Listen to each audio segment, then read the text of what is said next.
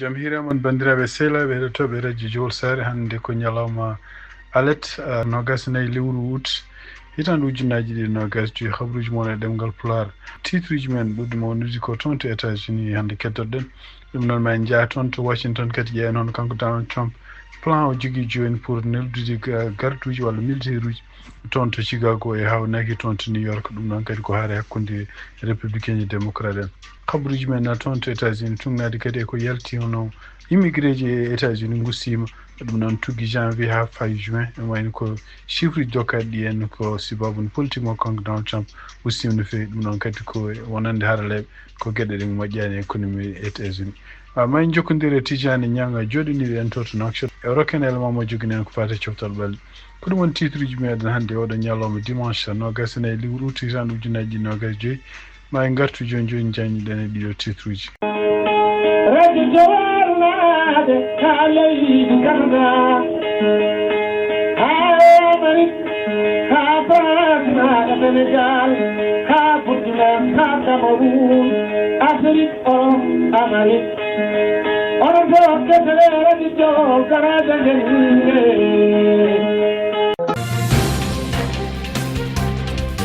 bandiraɓe sehlaɓe heɗotoɓe radio Jowol Sare jaam hiire moon ko adi fof ko siftindon hande ko ñalawma alet en woni ko gonɗen oɗo saha joni ko 10 h jamma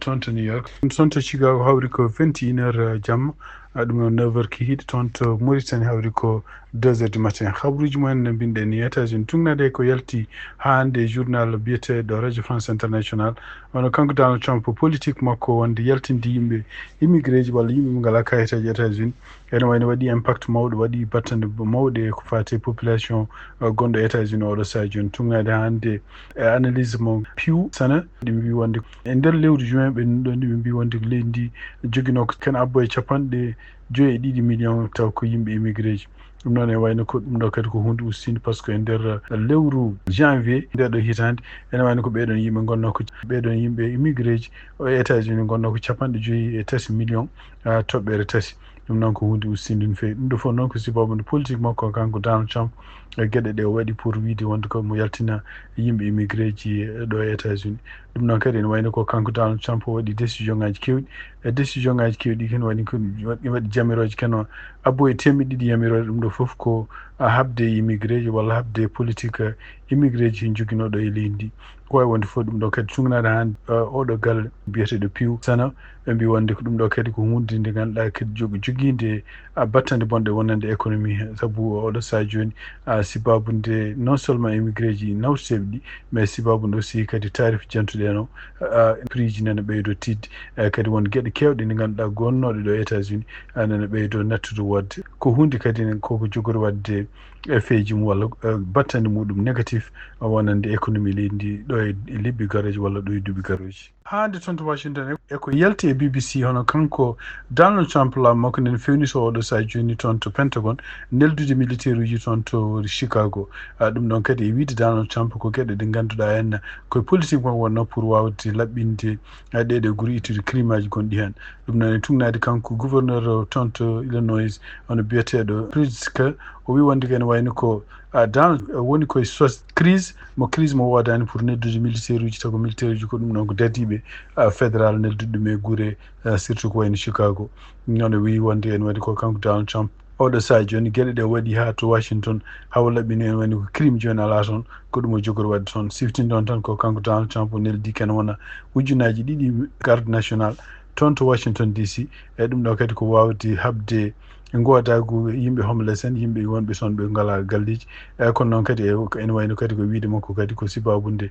crime aji ne keewi toon ɗeɗon balɗe o neldude toon to Washington DC ndi tinnanama goto e yimɓe liggotoɓe toon de gouvernement fédéral won neɗɗo galle jannoɗo e muɗum fiɗum laaɓi toon to Washington DC d' abord ko kamɓe démocrate ɓene kaɓa e makko kanko Donald Trump ene wayno ko jamiroje gumminama toon to goto e ñawoɓe fédéral ko fati police gonɗo toon to Washington DC ene wayno ko kanko gouvernement fédéral o ala droit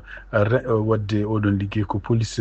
mo Washington DC ɗum noon ɓe gartiri hen ono gonnoɗo mawɗo police mo Washington DC pour yo ardu ko fati police. Kanko Donald Trump noon mono continue hande ɗiɗon garde national uji surtout gardude nokkuji ɗi ganduɗa taw ko nokkuji fédéral toon to Washington DC. Joni ko yalti ñalawma hono secrétaire makko de défense ɗum noon Peter Hegseth kañum hoore mumen woni ko yamiri hon garde national uji gonɗi toon to Washington DC ɗi kadi kala pirlaji ɓe jogui yo mbaɗ hen kuure. ɗum noon kadi ko hunde kadi waylide kamɓe wonnoɓe toon ɓe goniri toon tan koɓe mbaɗa koɓe jiilo tan ko taw ala goto mabɓe joguiɗo droit ko fati jogade fete kono noon wayno ko tawde Peter Hegseth no wirini o ɗum ɗo henna ko yamirode Donald Trump pour habde e yimɓe ɓe ngala contrôle wonɓe toon waɗoɓe bonandeji toon e ngoɗo wuuro. ko wawi wonde fof ene wayno ko haysinde ko kanko Donald Trump mo continue oɗon mission mo wiyata ɗum ɗo kadi ko hunde nde wayɗa ko ɓuuri hewde américain ji kene bo 69% amérique naɓe jiiɗa décision ngaji neldude gardeji e guure ɗi ganduɗa henna taw ɗiɗo gardeji walla ɓeɗo joguiɓe ɓeɗo dadiɓe keblira yo jaa nokkuji to guerre woni wona nawede toon e États-Unis. ko wawi wonde fof ene wayno ko kanko maire mo wuuro Washington DC hono kanko Muriel Bowser ala commentaire mo waɗi d' abord e fate décision ngaji Donald Trump ɗi tawde au moins ko anda tan ko kamɓe Washington DC police mabɓe ne kañum hefti joni patrol o hay sindu garde national uji nan continue wonde toon e wuuro ngo. ɗum noon e wayno ko haare joni ummide joni nde ummini kanko Donald Trump ko wiide wonde ko momo neldu yimɓe garde national toon to Chicago. ɗum noon ko Chicago kadi o wiide makko kadi ko wuuro ganduɗa ngo ala contrôle ko crime aji goni toon ko bonandeji goni toon. ɗum noon e nder konguɗi jaltuɗe ko hono makko kanko Hakim Jeffrey ɗum noon ko gonɗo deuxiéme personnalité toon to sud représentant ji kadi ko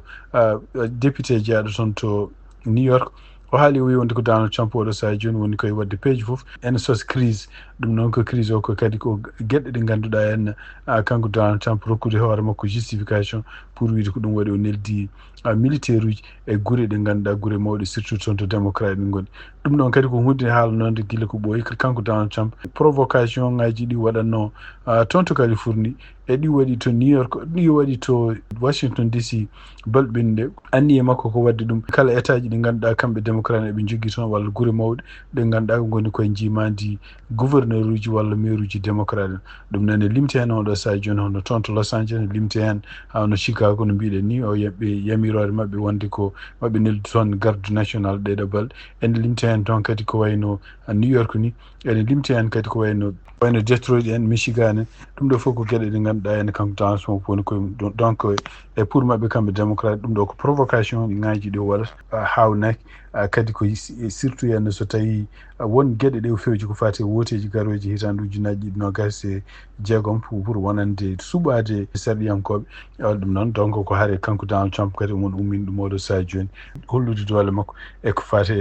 ɗiɗo état ji taw ko démocrate en. sifti ɗon tan ko guila toon to Californie fuɗɗinoma hono kanko Donald Trump ene wayno rokkanoma won doole won ɗum noon toon to Californie wonde komo wawi addude yimɓe dadiɓe fédéral pour rende won nokkuji gonɗi toon to Californie kono ene wayno ko ndeɗon yamirore ustanoma no fewi pour wiyade wonde ko constitution ko yamiri ko kanko Donald Trump tawde ko président fédéral o wawa neldude garde national walla militaire uji to wawi état bawɗo onde foof so tawi oɗon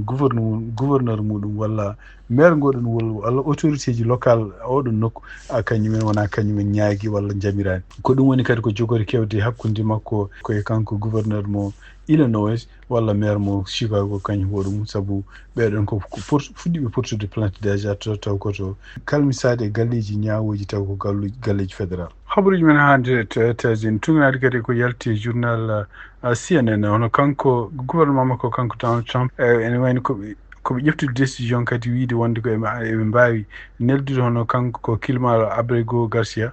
toon to Uganda. ɗum noon oɗo décision kadi yalti ko quelques heures tan caggal nde kanko hoore makko caggal nde waɗi dumunno kewɗe juuɗe mabɓe kamɓe immigration siftinde on tan kanko Kilmar Abrego Garcia ko kanko nawno toon to El Salvador caggal muɗum ene wayno ko avocat ji makko gulliti wonde ko avocat ji makko e yimɓe kadi jeeyaɓe toon to Maryland ko toon to Maryland honno gulliti wonde nawgol makko toon to El Salvador ko hunde ko toñangue kadi wona tani nawede toon. ko wawi wonde fof ene woni caggal mum goto e ñawoɓe fédéral yamirimo yo artir ko yaaci to États-Unis kono e nder ñawore muɗum kañum kañum hoore mo haalini wi wonde ko laamu fédéral siri men foti tindindemo 72 heures ko adi nde wiyata kadi en département to wawi wonde fof ko wawi wonde fof oɗo saha joni kamɓe gouvernement Donald Trump mbi wonde ko ene wayno ko dokkimo kanko ko 72 heures hawnaki nden kam ɓe décide kamɓe koye mabɓe neldudemo toon to Uganda siftinde on tan ko Uganda kañum e États-Unis ene wayno ciñodiri nanodiral pour kamɓe États-Unis ɓe mbawi neldude yimɓe immigré ji ɓe guittata ga États-Unis taw ko yimɓe ɓe jiiɗa hodde leyɗele mumen ɓe nawa ɗumen toon noon e wayno ko kanko avocat ji makko kanko Kilmar Abrigo konngol makko kanko biyeteɗo Simon Van de Waal e wiide makko kanko Simon o wi ko neldude neɗɗo jeeyaɗo Salvador neldude ɗum toon to Uganda ɗum ɗo ko wattade tan sibabude kamɓe gouvernement Donald Trump koɓe hersuɓe sibabude kanko Kilmar Abrigo o hurtorima droit ji makko constitution mo États-Unis pour artire des États-Unis ɗum noon e wiide makko kadi kanko hoore makko o wino so tawi ɓe neldinamo ko wayno Costa Rica walla ko ɓaɗi ɗum ɗon ɗum ko nokkuji ɗi o wawi haaldude jomumen e kadi ko famille makko no wawi visité mo nde wala foof kono noon neldudemo to koyno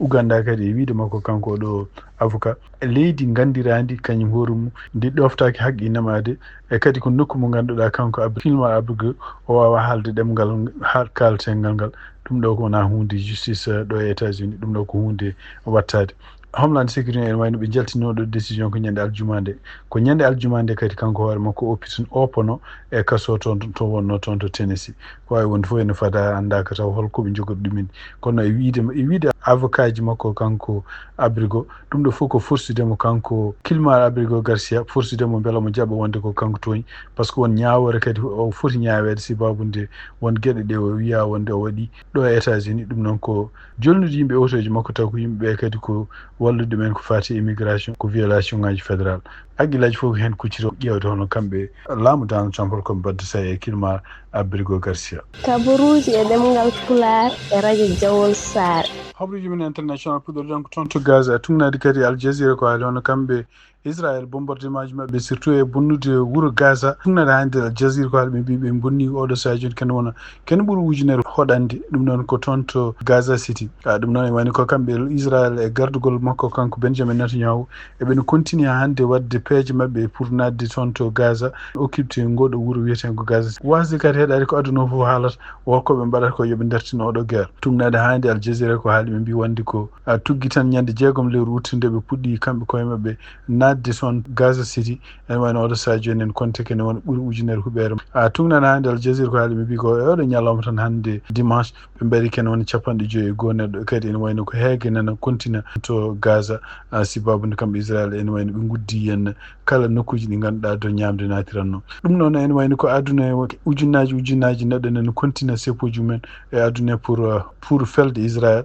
pour kadi ñagade ko guerre o yo dartuɗo e surtout kadi sipportude hono cause Palestine en yiyama hande toon to Australie ene wayno ko seppoji surtout ene wayno ko kamɓe kadi Australie naɓe oɗo saha joni eɓe jeeya kadi e leyɗele Europe continde ñagade wiide wonde walla continde wiide wonde kañumen koyen ko supportata état Palestine toon to guerre hakkude Russie e Ukraine ɗum noon ko ñalawma batto 250 kon guerre o fuɗɗi wayno ko yimɓe nane continue haareji nane continue toon e tugna addi ko yalti toon to Al Jazeera on kamɓe Russie naɓe ene wayno ɓe mbawi kadi bombardude région biyete Donetsk hande e ɗum noon kene wonna laabi 23 habruji men international hande guerre gonɗo hakkude Russie e Ukraine wayno ko guerre ñalawma battuɗo 276 ñalawma ko guerre o fuɗɗi ko siftinde on tan guerre o fuɗɗi koye février hitande 2022 ɗum noon e wayno ko oɗo ñalawma hande hay sinde ko kamɓe Ukraine naɓe ɓeyata ñalawma pour manditade mabɓe ene wayno ko kanko président Zelensky kadi o siftini pellital kamɓe Ukraine naɓe ɓe jogui pour habde beele eɓe danda leydi mabɓe hollama kadi toon to région gonɗo toon to Donetsk yimɓeɓe résident ji gonɗi toon ɗiɗen doga saabu kamɓe Russie naɓe ɓe ñalli kadi ko bombardude oɗon région hay sindi ko oɗo saha joni kamɓe Russie naɓe ɓe jaɓani jabtade taw holde kanko Putin so tawi o jaaɓi holde fotata e Vladimir Zelensky ene wayno ko kanko jeedi Vance vice président mo États-Unis o wi wonde kadi ne wayno ko Russie naɓe mbaɗi concession ngaji ɗum noon ko jaaɓi won gueɗe kewɗe ɗe jaɓano pour wawde kaldigal ngal beele no wawi wadde ha hande tugnade kadi ko yalti toon to BBC hono goto diplomate Europe najo biyeteɗo Kaja Kallas ɗum noon en nder konguɗi ɗi o haalde BBC o wi wonde ko forsude walla jabde peeje ɗe ganduɗa Donald Trump wiyata oɗo saha sa joni pour won leyɗele won yo gossodire pour beele kamɓe jamde dañata hakkude kamɓe Russie e kamɓe Ukraine et surtout yenno wiide wonde ko kamɓe Ukraine eɓe poti woppude nokkuji surtout toon to région Donbass ɗum ko hunde nde ganduɗa henna ko so tawi waɗi ko jumre mawde ɗum noon kadi e wiide makko kadi o wi ko région Donbass ko hunde ma won kene ɓuura duuɓi capanɗe ko toujours ko nokkuji ɗi ganduɗa kamɓe Russie naɓe e kamɓe Ukraine naɓe toujours eɓe poɗodira e ɗum noon kadi wayni ko sibabude bombardement ji ko ɓooyi kamɓe Ukraine naɓe kene ɓuura million e feccere neɗɗo dogui e oɗon région pour fatude toon to Ukraine ɗum ɗon fof ko sibabude kamɓe Russie naɓe wattude haqqille mabɓe e oɗon région e mbi kadi ene wayno so tawi Donald Trump gueɗe ɗe haala ɗe pour wiide wonde ko won leyɗele wonma gossodiri kamɓe Russie naɓe ɓe keddo en ɗiyon nokkuji Ukraine naɓe paata kañum en banggueji goɗɗi ɗum ɗo fof ko erreur mawɗo mo fotani wonde ko wawi wonde fof ene wayno kono fada oɗo saha joni est ce que kanko Donald Trump omo daña wonde kanko Putin o jaɓa fottude e Zelensky e kadi holto ɗum wonata ɗum kadi ko hunde fadande oɗo saha joni habaruji men international cakkitoɗen ko toon to Côte d'Ivoire tumnade kadi eko yalti hono kanko Laurent Gbagbo parti makko ene wayno oɗo saha joni rentini France pour ko fate ko mbiyata ingérence ko fate ene gueɗe woteji baɗoji toon donc e nder bato mabɓe ɓe mbaɗi ñande samedi 23 lewru août hitande ujunnaji ɗiɗi 25 toon to Abidjan ɗum noon ne wayno ko kamɓe oɗo parti biyeteɗo PPA ɗum noon ko mbiyata ko le parti des peuples africains de Côte d'Ivoire taw ko kanko Laurent Gbagbo soci ɗum ɓe mbawi wadde tout hen bato mabɓe ko pour tengtinde kadi e wayno jonde mabɓe tengtinde kadi ha nde candidature hono gardiɗo oɗo parti on Laurent Gbagbo pour wiide wonde ko kañum hoore mum woteji baɗoji ñande 25 lewru octobre hitande ujunnaji ɗiɗi e 25 ko kañum woni candidat mabɓe jonde mabɓe nder noon ñande 23 lewru août hitande ujunnaji ɗiɗi 25 waddi tan ko balɗe tati hadde dépôt dossier ji pour candidature ji ko fate élection ngaji présidentielle dartinede ɗum noon ko ene wayno ko mbi oɗo saha joni eɓe ndentini France woto naate gueɗe leydi Côte d'Ivoire surtout henna soutien mo jogani pour hono kanko Alassane Ouattara waddemo ko 4e makko candidat pour arda leydi Côte d'Ivoire ɗum ɗo kadi ko hunde nde Côte d'Ivoire naɓe foti ene poti callade ko wawi wonde fof ene wayno ko candidat mabɓe hono kanko Laurent Gbagbo ciftini ɗon tan ene wayno ko oɗo saha joni ko guittaɗo e liste toon wonoɓe candidat ji toon to Côte d'Ivoire e sibabude koɓe mbi wonde ko kanko hoore makko ñawore ko fawno e makko sibabude caɗele bannoɗe tuggi hitande ujunnaji ɗiɗi e sappo ha hitande ujunnaji ɗiɗi e sappo ko woteji bannoɗe nden taw kanko hoore makko Laurent Gbagbo o sali ko wawi wonde fof ene wayno ko oɗo saha joni haqqillaji kadi nen kucciri toon to Côte d'Ivoire caggal de dépôt dossier ji ko fate candidat ji présidentiel toon to Côte d'Ivoire caggal nde udda siftini ɗon toon ko parti makko kanko Laurent Gbagbo e parti kadi mo kanko Tidiane Thiam ardi ene wayno oɗo saha joni koɓe saliɓe candidat ji mabɓe ɗiɗi foof ittaɓe e oɗo liste koɓe saliɓe ɗum ɗon e ƴeewen anda holko jogori kewde caggal nde oɗo liste clôtura bandiraɓe sehlaɓe heɗotoɓe radio Jowol Sare ma en jokkodiri Tidiane Niang joni ko goto e joɗaniɓe en toon to Mauritanie e kadi ko karalla men ko fate coftal balɗe Tidiane Niang bisimilla jaam hiire moon musidɓe tedduɓe tiyankoɓe haalirde radio Jowol Sare joni kabaruji men coftal balɗe gadorɗen kabaruji men coftal balɗe koye nder leydi Mauritanie tourmaji Fouta hitande ujunnaji ɗiɗi e 25 jaɓanten ko to wuuro Jowol tourma Jowol hitande ujunnaji ɗiɗi e 25 sukaɓe yaroɓe duuɓi 14 gasi kihiɗe hande kippuloɗe jama kañum heeɓi polgue yesso suudu fof taw ko logguiɗiɗe e ndiga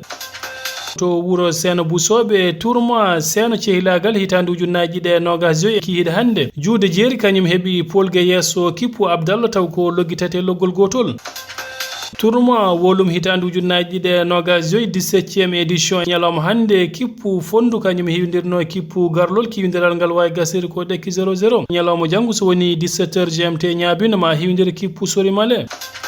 jencuudi pottitte tournoi district de Bogué hitande ujunnaji ɗiɗi e 25 kihiɗe hande FC Espoir mo Deme kañum hiwdirno kippu FC Barcelone kiwidiral ngal wawi gasiri ko ɗekki on partout FC Dubangu kañum heeɓi polgue yesso kippu FC ñolimo Carrefour taw ko logguiɗiɗe e ndiga jencuudi pottital tournoi Gurel Boubou hitande ujunnaji ɗiɗi e 25 kihiɗe hande FC Thialgu kañum heeɓi polgue yesso kippu FC Gurel Boubou taw ko loggol gotol e ndiga rim dande maayo hitande ujunnaji ɗiɗi e 25 deuxiéme édition en jokki ñalawma janggo ne hawra e 25 lewru août hitande ujunnaji ɗiɗi e 25 so woni 17h GMT to wuuro Magama kippu Magama ma hiwdira kippu wuuro Gobi